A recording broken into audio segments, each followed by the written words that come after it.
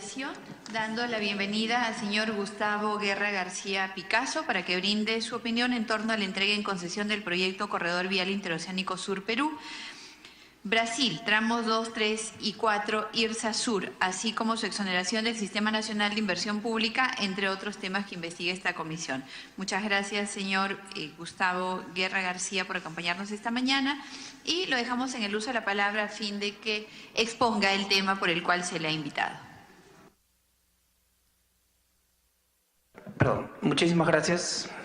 Agradezco a la presidencia de la comisión, a la congresista Rosa María Bartra por la oportunidad de poder plantear algunos puntos de vista.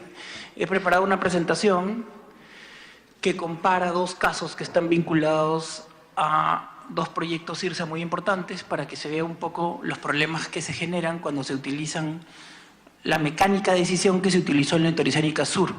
Entonces quiero exponer brevemente la Interoceánica Norte para que se vea por comparación dónde están los problemas que en realidad no se deberían volver a repetir, porque si el Perú usara las mejores prácticas internacionales para implementar las concesiones, en realidad se podría prevenir el tema y creo que es interesante plantear las cosas de esta forma, pero voy a tratar de ser breve en la parte de la Interoceánica Norte y más extenso en lo que se me ha solicitado, que es explicar las decisiones a partir de la exoneración del SNIP de la Interoceánica Sur.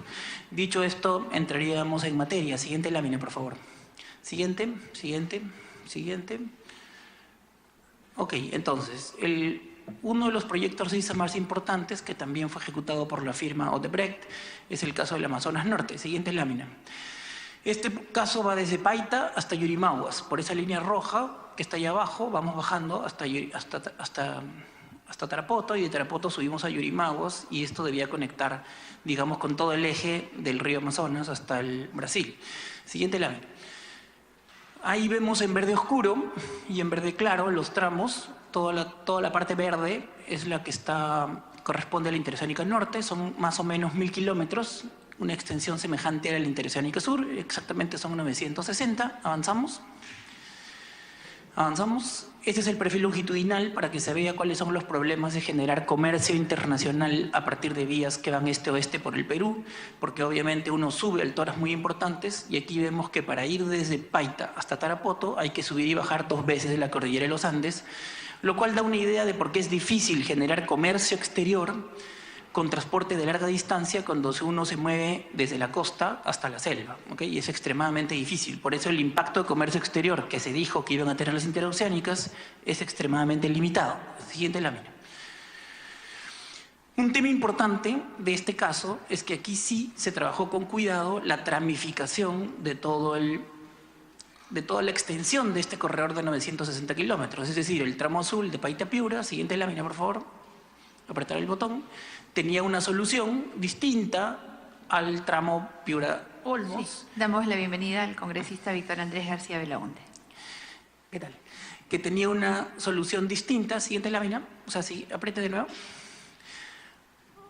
Entonces, apriete 2, 3 más. Ok, entonces, ¿qué es lo primero que quiero decir? Que en estos 960 kilómetros los estudios eran específicos para cada tramo tenía demandas distintas, cada tramo tenía condiciones geológicas distintas, cada tramo tenía climas diferentes, por lo tanto había un diseño específico para cada uno de los pedazos, lo que no tuvimos luego en la Interoceánica del Sur, que es una solución pareja para todos, como si la demanda fuera la misma, como si las condiciones geográficas fueran las mismas, ¿no? Y lo cierto es que una buena práctica es cuando uno trabaja sobre un corredor extenso, como la Interoceánica Sur, o como la Interoceánica Norte, lo mejor es tramificar y dar soluciones que sean distintas según la demanda y según los problemas específicos de un corredor. Avanzamos, por favor. Una más.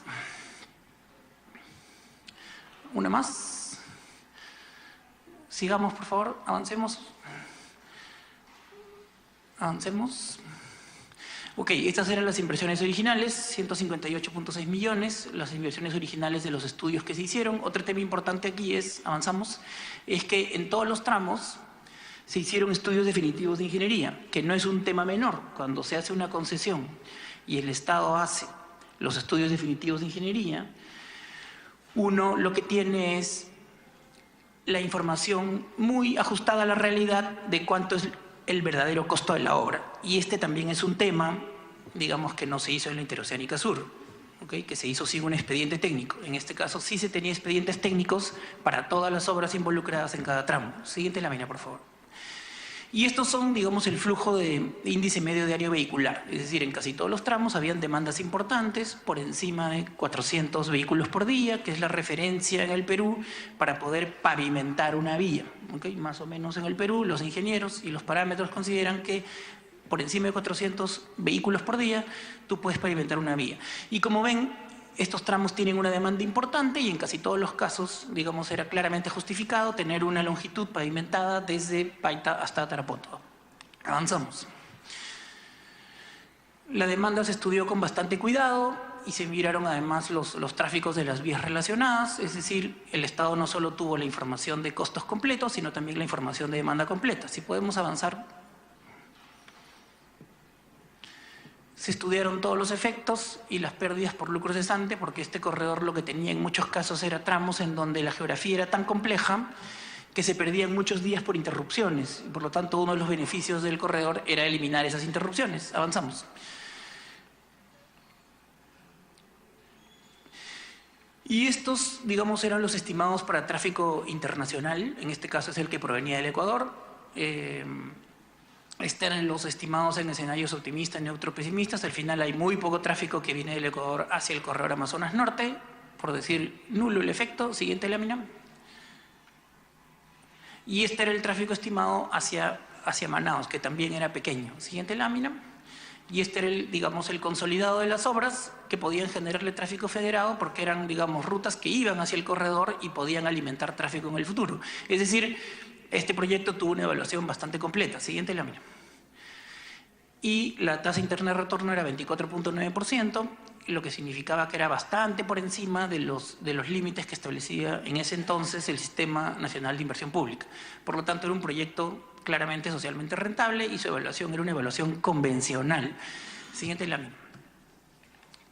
Incluso en el escenario en que el tráfico internacional fuera cero, es decir, que no generara este proyecto de flujo internacional, el proyecto seguía siendo altamente rentable, 24%, es un número casi el mismo que si el efecto fuera solo interno.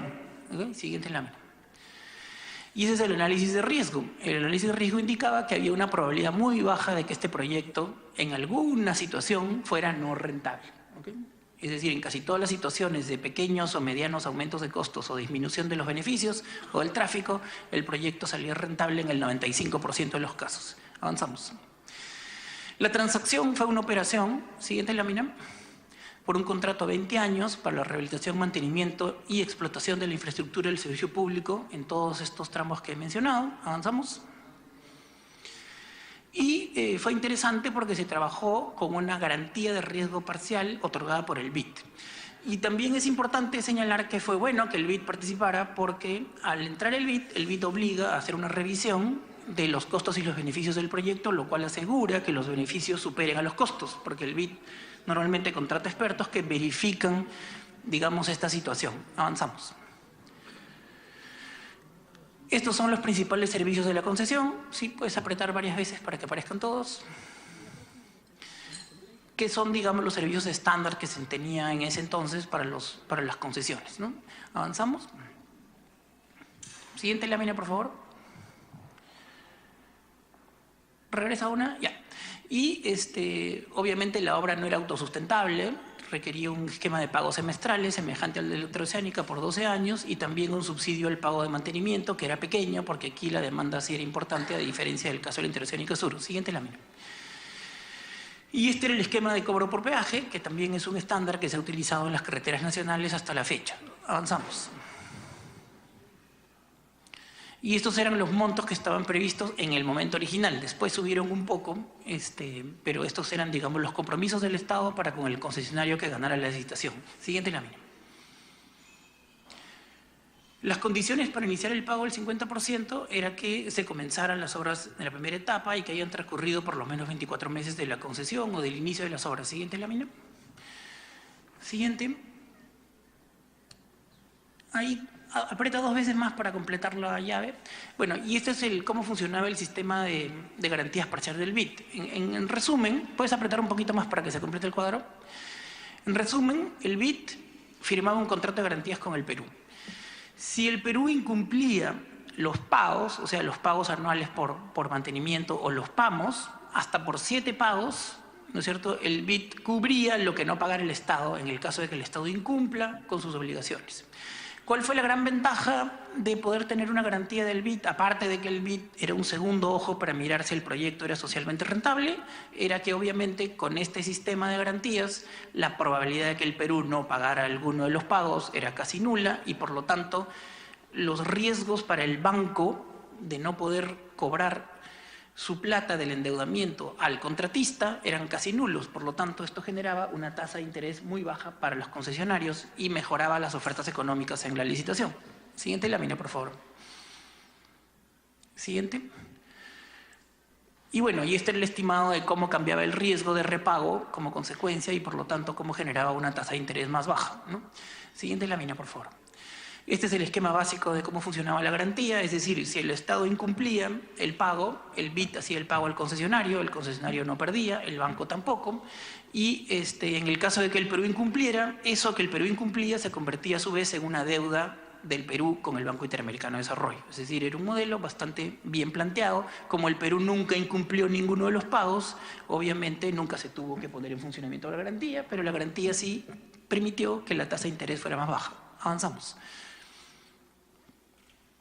El criterio de la licitación fue el mismo que se utilizó en la Interoceánica Sur, es decir, se calculó el valor presente, ¿no?, que es los flujos de subsidios de mantenimiento y obras descontados a un 10% y el que pedía el menor subsidio, ese ganaba la licitación. O sea que fue un mecanismo bastante sencillo de licitación, que dicho sea de paso fue el mismo que se utilizó en la Interoceánica del Sur, pero luego voy a explicar cómo en ese caso se desvirtuó el procedimiento por cómo se manipularon las cláusulas del contrato. Siguiente lámina.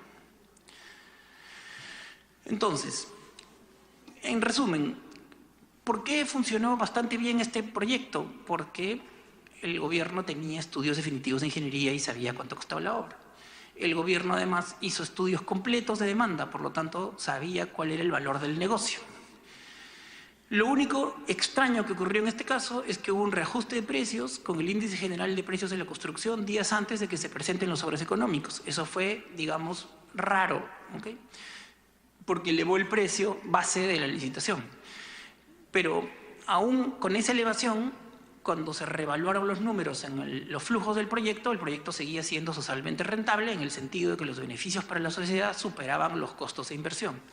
La concesión requería cofinanciamiento, pero no pasó por el SNIP como proyecto integral y por eso los funcionarios estuvieron sometidos a juicio durante mucho tiempo. Pero hay que decir que sí hubo una aprobación del SNIP para cada uno de los tramos. Lo que pasa es que lo que no se hizo fue, digamos, agrupar e integrar.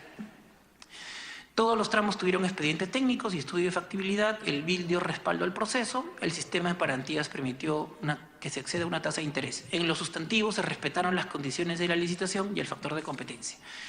Entonces, muestro estos datos porque todos los problemas que hay en el caso de la Interoceánica del Sur no hubieran ocurrido si en ese caso se hubieran seguido estos procedimientos.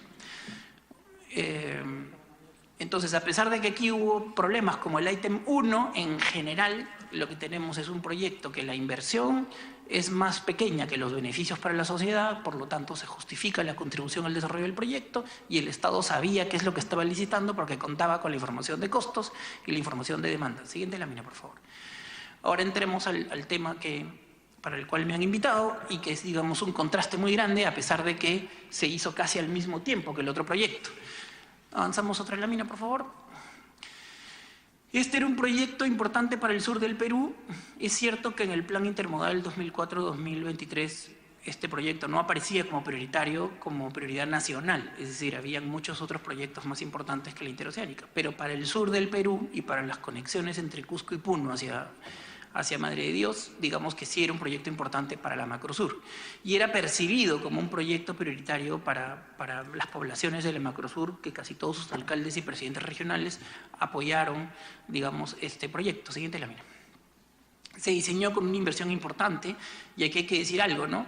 Las inversiones de la época del Ministerio de Transportes estaban en alrededor de 250, 300 millones de dólares para la red vial nacional, en la época en que esto se licitó. Es decir, para la época en la cual el Perú estaba acostumbrado a hacer licitaciones de 20, 30, 40 o hasta 50 millones de dólares, este monto era un monto súper importante, muy superior a lo que normalmente se hacía en la época, en el 2005.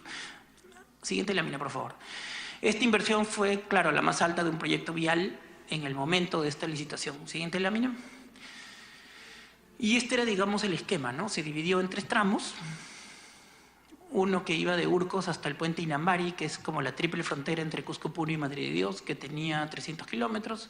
El tramo Inambari-Ñapari, que tiene 403 kilómetros. Y el tramo Azángaro-Puente Inambari, que tiene 305. El hecho que se dividiera entre 3 tramos de alrededor de 300 millones de dólares cada uno ya hacía difícil que las empresas peruanas puedan competir en igualdad de condiciones con las empresas multinacionales que sí tenían experiencia en facturar por montos de este contrato. Es decir, si este proyecto se hubiera dividido en 10 partes, hubiera sido más fácil que haya una competencia más igualitaria entre las empresas peruanas y las empresas internacionales o brasileras. Pero al dividirse en pocos tramos de grandes extensiones, mucho mayores a lo que normalmente se hacía en el Perú en estos años, era imposible, por las reglas de la licitación, que las empresas peruanas puedan competir en igualdad de condiciones con las empresas internacionales. Distinto, digamos, a todo lo que se había hecho antes en el Perú, en materia de concesiones viales y en materia de obras públicas. Entonces, digamos que es uno de los temas importantes a considerar. Siguiente lámina, por favor. Ahora, en el Perú en general, como ya señalé, se requiere más o menos 400 vehículos por día para pavimentar una vía. Siguiente lámina. Y en los 12 tramos de las vías que unen Iñapari con Inambari, Inambari con Cusco e Inambari con Puno, solo uno superaba los 400 vehículos por día en el momento en que se hizo el estudio de factibilidad. Siguiente lámina. Entonces, digamos, aquí ustedes tienen cuáles eran los índices medios diarios generados del tráfico del 2004. Y en general ustedes ven que los tráficos son extremadamente bajos y están muchos por debajo de los 400 vehículos por día, muy distinto a los números que les mostré en el caso de la Interoceánica Norte, que casi todos estaban por encima de 1000. Siguiente lámina. Y esta es la proyección del 2009. Seguíamos teniendo la mayor parte de los tramos por debajo de 400 vehículos por día. Y la siguiente lámina, esta es la del 2015. Igual muchos de los tramos, aún el 2015, 10 años después, se seguían proyectando de esta manera. Entonces, claro, la pregunta es, ¿teníamos que utilizar la solución más alta de pavimentación, o sea, más cara, más sólida, como si hubiera un montón de demanda en unas rutas en que la propia proyección del estudio de factibilidad con el que se tomaron las decisiones indicaba que los tráficos eran muy bajos? Digamos que esa era una pregunta de fondo que hasta ahora no ha sido respondida ni investigada a fondo. Siguiente lámina. Y se dijo muchas veces que la Interoceánica iba a conectar el sur del Perú con las zonas económicas más desarrolladas del Brasil. Y ahí ustedes tienen el mapa, ¿no? En la línea azul está la ruta de Hilo Desaguadero, que dicho sea de paso, también en su momento se vendió como una obra que iba a ser interoceánica en el sentido de que iba a conectar a Brasil con el Perú. Entonces, Hilo Desaguadero es la ruta azul en el Perú, que sigue por la red boliviana y va directamente hacia Sao Paulo, digamos, por una ruta recta. La interoceánica en realidad sube hasta Portobelo, ¿no? Y baja a Sao Paulo. Obviamente es una ruta mucho menos importante para conectarse con las zonas económicas del Brasil que las rutas del sur del Perú. Y también se dijo en su momento que iba a haber un montón de soya que se iba a producir en Acre, que iba a salir por el Perú hacia el Asia, lo cual era falso porque la política en Acre es no producir soya por el daño ambiental, y en realidad la soya de la zona del Mato Grosso sale al Brasil por los puertos del sur porque es mucho más barato el flete desde la zona de producción hasta el Asia que el flete interno en el Perú desde Iñapari hasta el puerto más cercano. Por lo tanto, el efecto internacional de la interoceánica, claro, es muy limitado. En verdad es un proyecto claramente que iba a integrar básicamente a los estados de Acre y Rondônia con Puno y Cusco. Ese, digamos, era la integración básica. Por eso es que el volumen de comercio exterior es muy pequeñito. Avanzamos. Entonces, lo que aquí estuvo claro es que el estudio de factibilidad para tomar todas las decisiones de la Interoceánica del Sur fue un estudio que puso información falsa. Y esa información falsa, ¿en qué se basaba? En esto: los beneficios agrarios estaban inflados, pues se asume una explosión agraria en Madre de Dios. Siguiente avance, por favor. Y por eso para ocultar que se planteó una explosión agraria que nunca se iba a dar es que se exoneró del SNIP. Si ustedes miran las fechas, el proyecto se termina de hacer en octubre del 2004 y se exonera del SNIP en febrero del 2005. Mi opinión es que se exoneró del SNIP para que las oficinas técnicas del MTC y del MEF, que debieron haber opinado sobre este proyecto, porque era una APP con cofinanciamiento muy alto, no opinaran sobre este problema, que es que se había mentido sobre los beneficios, y se había mentido de una forma gigantesca. Avanzamos, por favor. Entonces, ¿qué es lo que dice el estudio de factibilidad? Lo que dice es que Madre de Dios iba a pasar de tener 11.319 hectáreas a pasar a tener 103.919 hectáreas productivas en el 2009, solamente como generación espontánea, como consecuencia de la carretera y sin hacer ningún otro tipo de inversión en riego agrícola o mejoramiento de suelos en la Amazonía.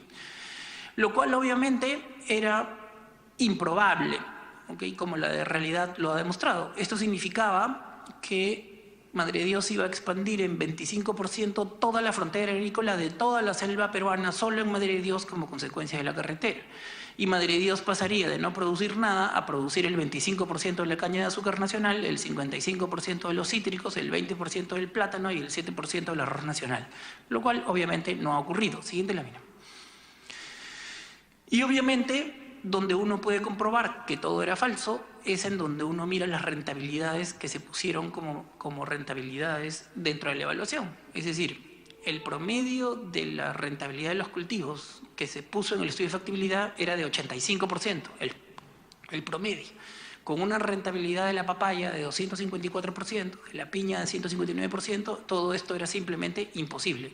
Entonces, esto se hizo para acomodar las cosas, para que puedan sustentar una solución de concreto asfáltico, que es la solución que uno usa en vías de alta demanda de carga pesada, y por lo tanto, para poder buscar beneficios que justificaran concreto asfáltico, se mintió sobre cuáles eran las rentabilidades posibles.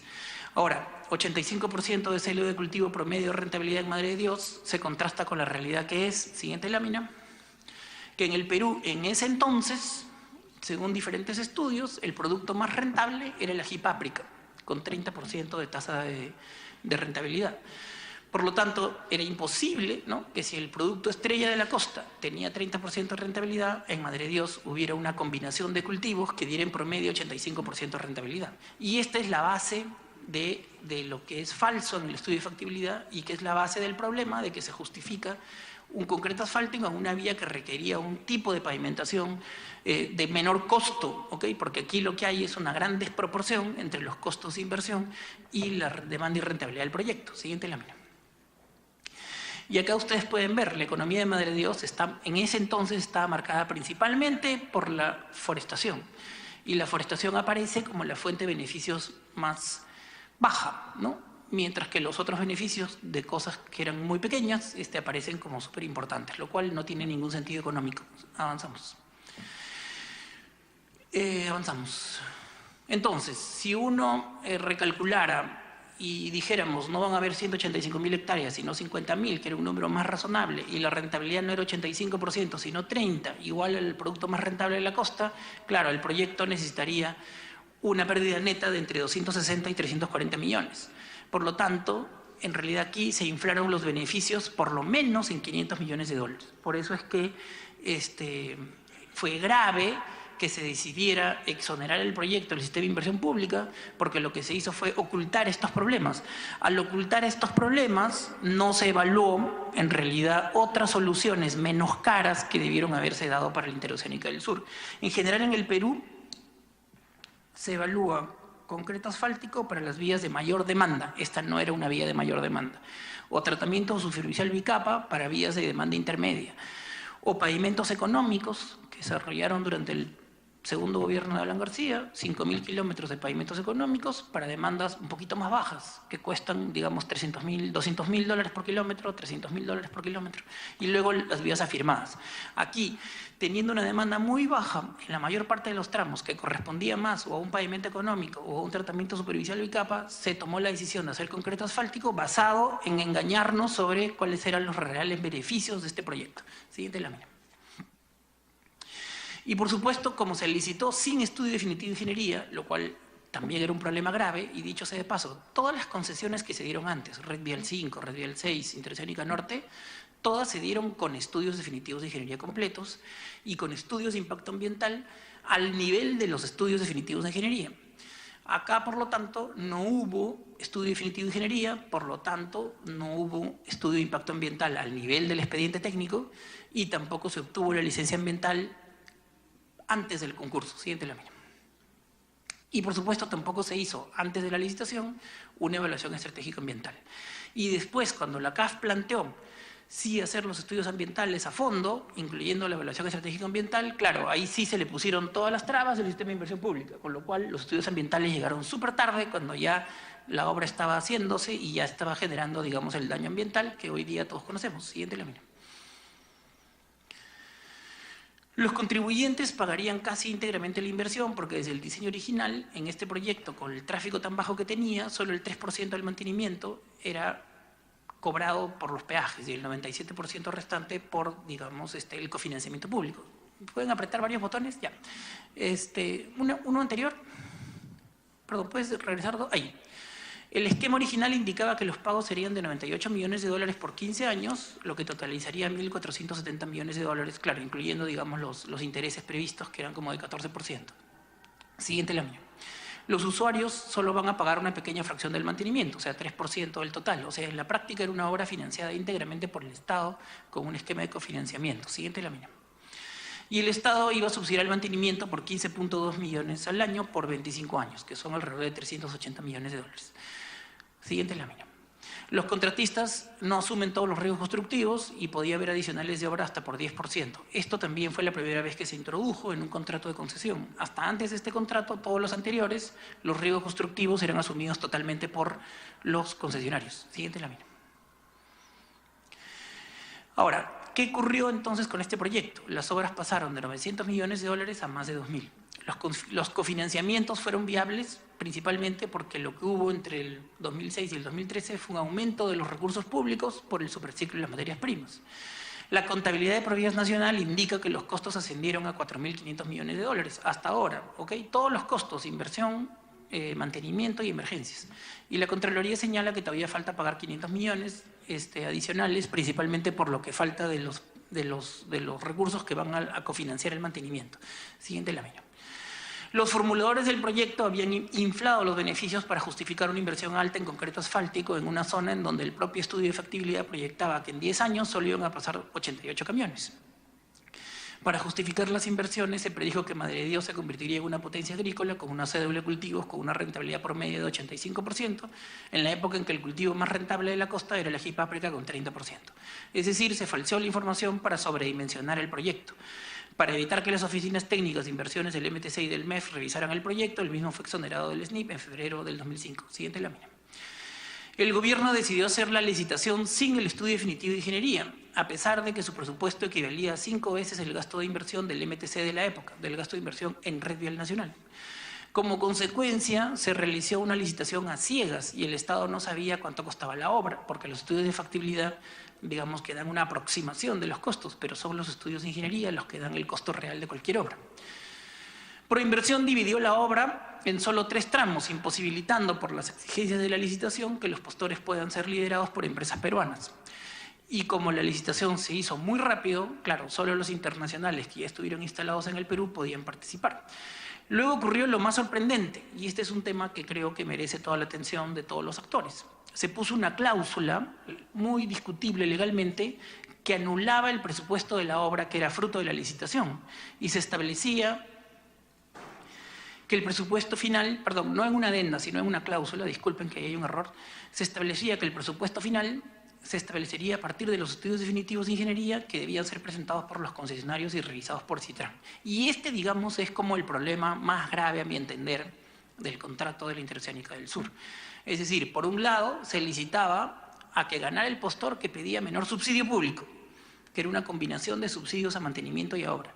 Pero por el otro lado, se ponía una cláusula que decía, pero después de que se dé la licitación, a pesar de que los que ganaban pidiendo el menor subsidio, el presupuesto referencial de la obra se redefinía, es decir, el presupuesto con el que se licitó que ganaba el que pedía menor presupuesto público, se desvirtuaba totalmente.